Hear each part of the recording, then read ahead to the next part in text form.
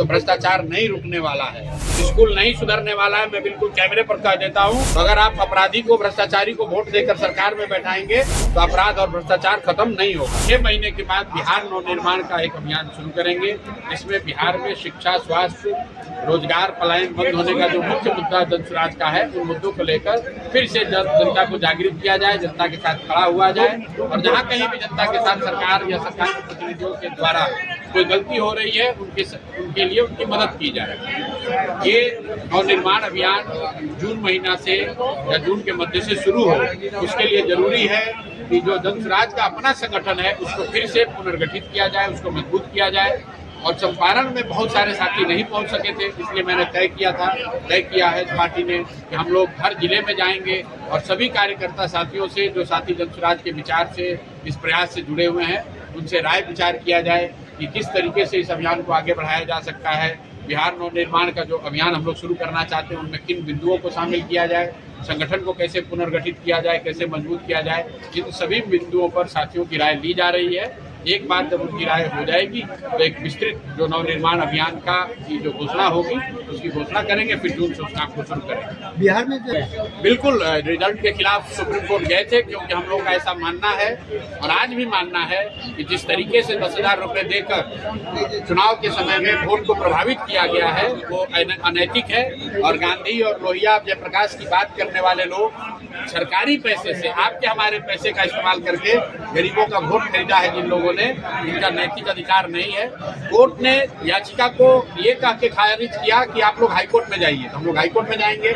लेकिन उसी याचिका को के दौरान जो चीफ जस्टिस ने, माननीय चीफ जस्टिस ने जो कमेंट किया है, विथ ऑल ड्यू रिस्पेक्ट मैं उसका विरोध करता हूँ।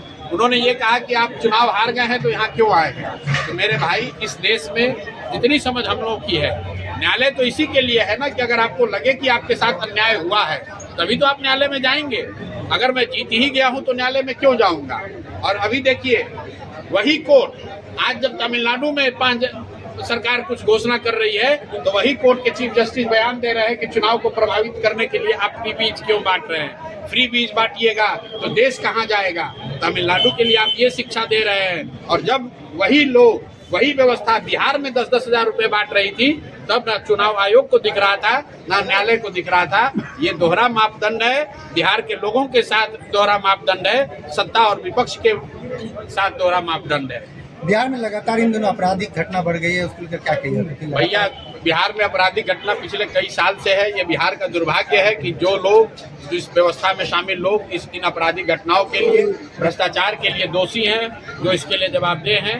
जनता ने 10,000 रुपए की लालच में या लालू जी के जंगल राज के भय से उन्हीं को वोट दे दिया है। अब जनता को लग रहा है कि भाई फिर गलती हो गई, तो भाई जैसा बोओगे वही काटोगे। जो व्यवस्था आपने बनाई है, अगर आपने भ्रष्ट व्यवस्था को फिर से वोट देकर फिर से उन्हीं को सरकार में शामिल किया है तो भ्रष्टाचार नहीं रुकने वाला है, स्कूल नहीं सुधरने वाला है। मैं बिल्कुल कैमरे पर कह देता हूँ, चुनौती दे रहा हूँ, स्कूल अस्पताल नहीं सुधरने वाला है।